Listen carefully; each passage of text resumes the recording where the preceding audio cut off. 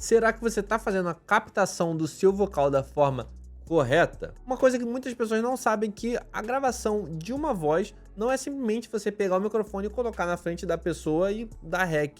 Não é. Existem várias técnicas de gravação, de posicionamento de microfone que podem alterar e muito o resultado da captação do seu vocal. E agora volta a pergunta, será que você está fazendo a captação corretamente? Apesar de não ter uma forma correta ou certa, eu vou estar mostrando para vocês aqui algumas das mais comuns técnicas de microfonação de vocal.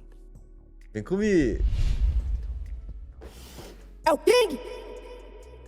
Salve, salve galera, tudo bom com vocês? Eu espero que sim. Vamos lá pro vídeo de hoje. E ó galera, eu tô postergando muito a gravação desse vídeo, ele já tá marcado pra eu gravar ó, há muito tempo.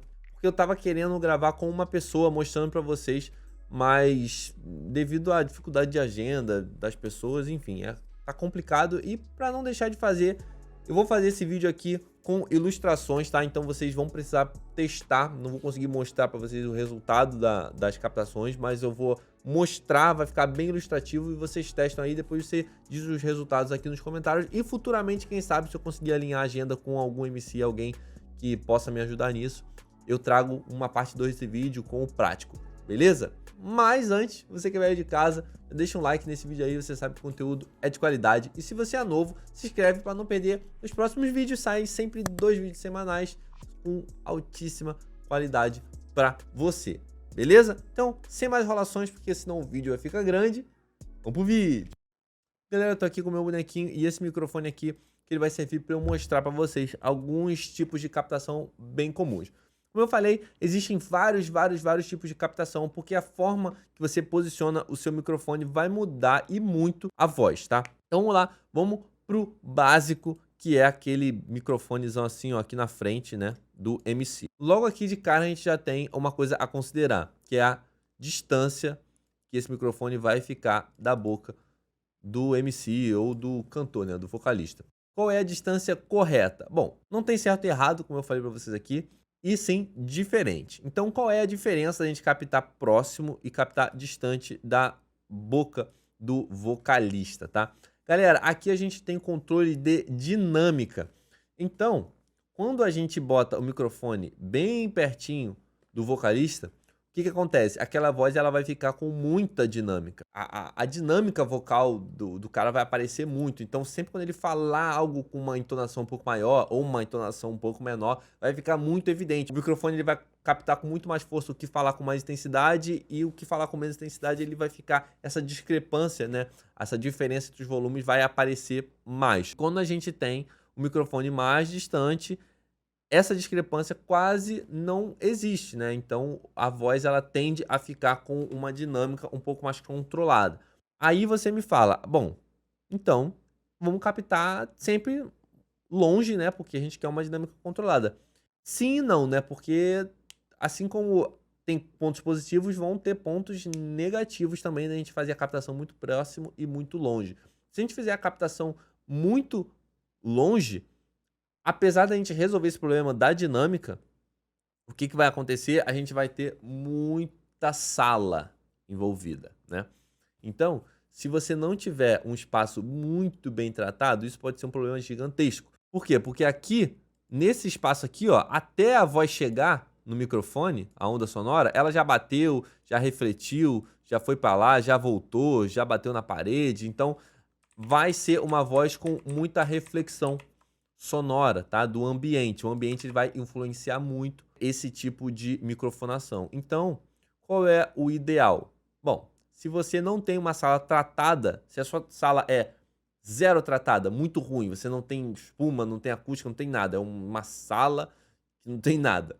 Aí você tenta gravar o mais próximo possível, tentando ali dar pelo menos um palmo de distância, até um pouquinho menos do vocalista. Dessa forma, a voz ela vai ficar com muita dinâmica, mas também você não vai ter influência da sala. Isso considerando que a sua sala é muito ruim. Ah, mas a minha sala tem um tratamentozinho, eu coloquei uma espuma e tudo mais, eu assisti o seu vídeo de acústica e fiz uma acústica na minha sala. Então, nesse caso, é interessante que você dê uma distância, assim, do microfone da voz do vocalista e deixe um espacinho ali de um pouco mais de um palmo, assim, para você não ter esse problema da dinâmica, né? Porque se você gravar muito perto assim, você vai ver que vai ter muita diferença de volume. Já se eu vier um pouco mais para longe aqui, eu tô falando com a mesma intensidade vocal e você sente, a voz fica um pouco mais baixa, só que ela fica sem essa diferença de volume. Ela não fica alta e baixa, ela fica mais constante. Então, essa é o ponto positivo desse tipo de gravação, tá bom? E aí, tá gostando do vídeo? Eu vou interromper aqui rapidinho só para dar um recado. Não pula, porque você, bem breve, eu quero falar com você que tá aí assistindo, sobre microfonação de vocal. O próximo passo depois da microfonação é a mixagem. Então, agora que você tá aprendendo a fazer a microfonação correta, ideal, você vai precisar agora dar um upgrade e melhorar a qualidade da sua mixagem de voz. Então eu sei que é um problema muito comum, né? Uma dificuldade de muitos, então eu fiz um curso especializado em mix de voz.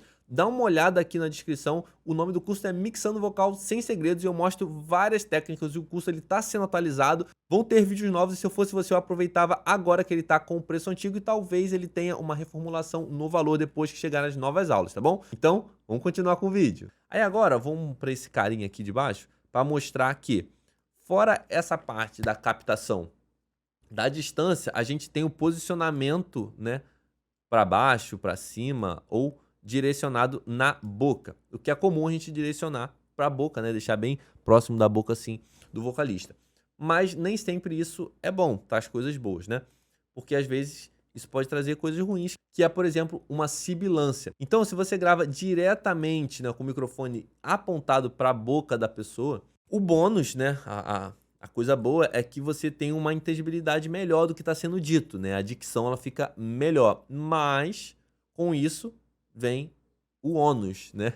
Que é o problema de sibilância. Então, o S, o X, ele vai ficar mais perceptível. Se você não tiver um bom pop filter, o P e o B, né? Esse vai aparecer mais.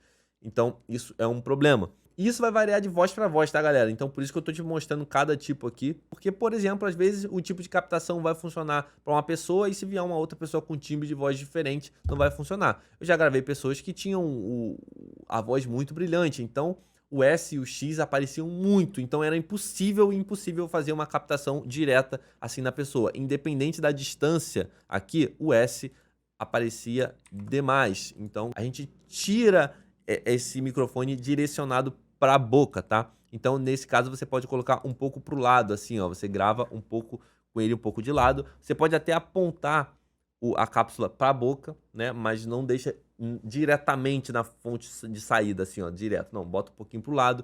Ou, se isso não funcionar ou não ficar tão legal a captação, dependendo da acústica que você tem, você pode colocar ele mais para cima, que é bem interessante. Nesse caso, ó, vou mostrar para vocês aqui com a minha voz, tá? Então, ó, aqui ele tá bem reto. Então, ó, se eu falar alguma coisa com S ou X, tá? Eu tô puxando um pouco aqui para ficar mais ilustrativo. Então, ó, direcionado, para cima, para baixo,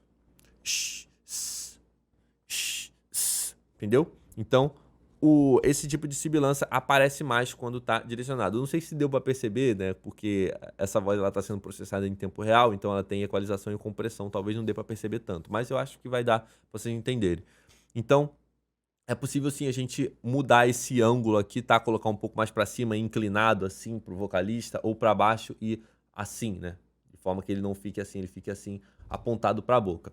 Mas a gente tira da frente para não ter essa sibilância. Então, se a gente gravar retinho assim na direção da boca, a gente vai ter uma inteligibilidade maior, a dicção vai ficar boa. Mas a sibilância também aparece. E se a gente tirar um pouco, a gente não vai ter uma presença vocal, né, de tão boa, mas a gente vai ter esse controle de S e X, que é muito importante também, tá?